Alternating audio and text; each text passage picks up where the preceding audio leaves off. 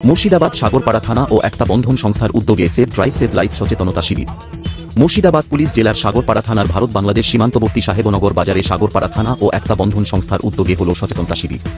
পথ চলতি মানুষদের সতর্কতামূলক বার্তা। পথ চলতি বাইক চালকদের দাঁড় করিয়ে সেভ ড্রাইভ সেভ লাইফ সতর্কবার্তা পৌঁছে দিচ্ছিল পুলিশ প্রশাসন এবং একতা বন্ধন সংস্থার কর্মীরা।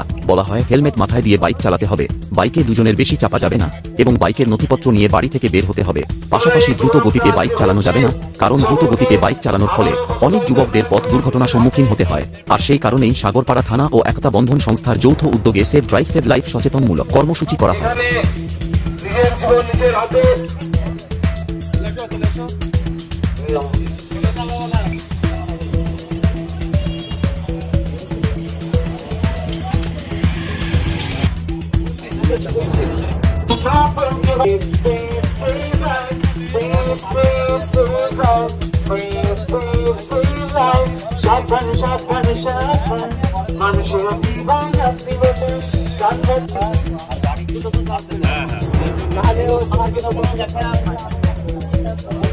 সমস্ত সদস্যকে প্রথমেই সাধুবাদ জানাবো যে ওনারা খুব সুন্দর একটা উদ্যোগ নিয়েছেন যে আমাদের এখানে পথ চলতি যারা বাইক আরোহী যারা আছেন, যারা মোটরসাইকেল উইদাউট হেলমেট যারা চালাচ্ছেন, তাদেরকে ওনারা অ্যাওয়ার করছেন এবং ওনারা আমাদেরকে বলেছিলেন যে আপনাদের যদি পুলিশ না আমরা আরো হয়তো মানুষকে সচেতন করতে পারবো।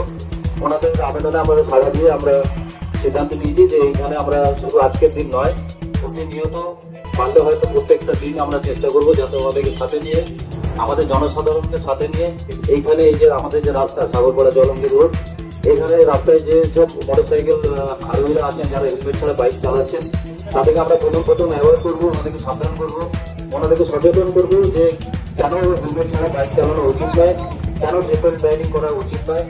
কারণ আমরা বিগত দিনে এখানে দেখেছি যেহেতু আমাদের খুব কনজেস্টেড রোড, এখানে প্রায়শই অ্যাক্সিডেন্ট হয় এবং সেটা কিন্তু ফ্যাটাল অ্যাক্সিডেন্টও হয়ে যাচ্ছে, যেখানে অনেক মা তার সন্তানকে হারিয়ে ফেলছেন এই র্যাশ ড্রাইভিং এর মাধ্যমে বা বিভিন্ন দুর্ঘটনার মাধ্যমে। তো আমি সবাইকে আবেদন করবো, নিবেদন করবো এবং ডাইরেকশন দেবো যে কেউ কোনো লোক যারা বাইক চালাবেন উইদাউট ড্রাইভিং লাইসেন্স চালাবেন না, 1 নম্বর। সেকেন্ড হচ্ছে উইদাউট হেলমেট তো চালানো যাবেই না, ট্রিপল রাইডিং করা যাবে না। আমরা প্রথম কয়েকদিন আমরা মানুষকে সচেতন করবো, বোঝাবো, কিন্তু এর পরের থেকে আমরা কিন্তু ড্রাস্টিক অ্যাকশন নেবো এবং লিগাল যে পেনাল সেকশন গুলো আছে, যে ফাইন গুলো আছে, আমরা কিন্তু তাদের উপর ইম্পোজ করবো যাতে মানুষ বা জনসাধারণ এটা না বোঝে যে পুলিশ শুধু প্রসিকিউশন কাটছে, আমাদের কেস দিচ্ছে। এই যে চিন্তা ভাবনা থেকে মানুষকে বেরিয়ে আসতে হবে। পুলিশের উদ্দেশ্য প্রাণকে কেস দেওয়া নয়, পুলিশের উদ্দেশ্য হচ্ছে আপনাদের প্রাণকে বাঁচানো, যাতে আপনাদের মায়ের কোল খালি না হয়ে যায়, যাতে আপনাদের পরিবার আপনাদের মানে ছাতা কাটা না হয়ে যায়। আপনারা সবাই মানুষ, এখানকার প্রত্যেকটা মানুষ, সাগরপাড়াবাসী প্রত্যেকটা মানুষ এখানে সচেতন আছে।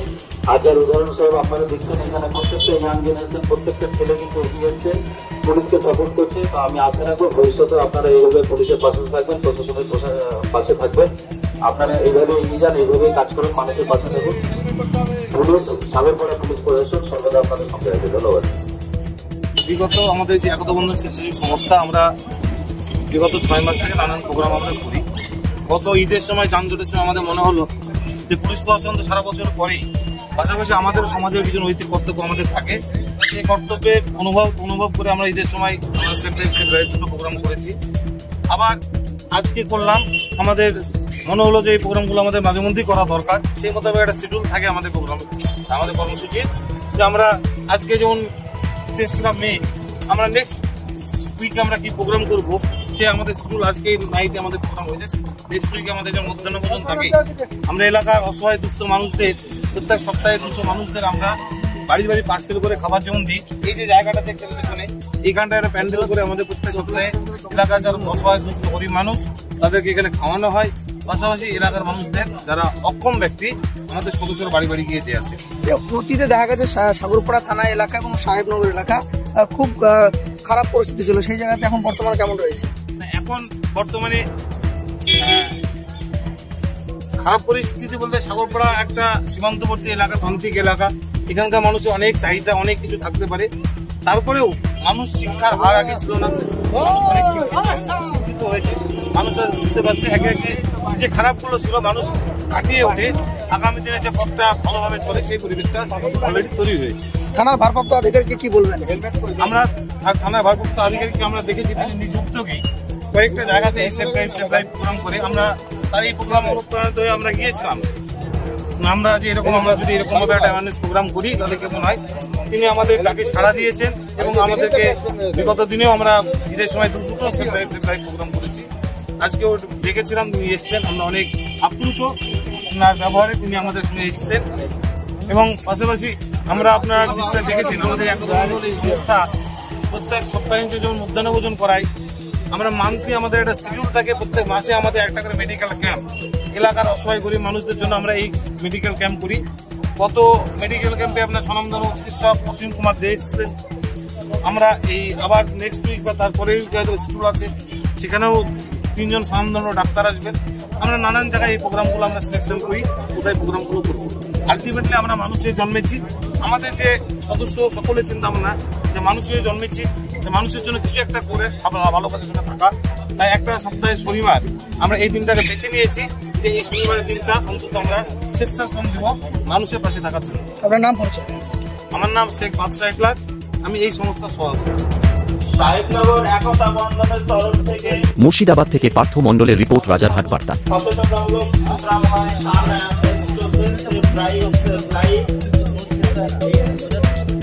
প্রত্যেককে বলা হচ্ছে, প্রত্যেক বাইক আরোহীকে বলা হচ্ছে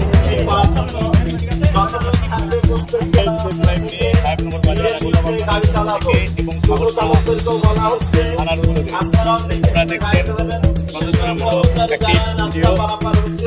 আপনারা গাড়ি প্রতিদিন থেকে রাস্তা পার হবেন। ভয়ের কিছু নেই, এখানে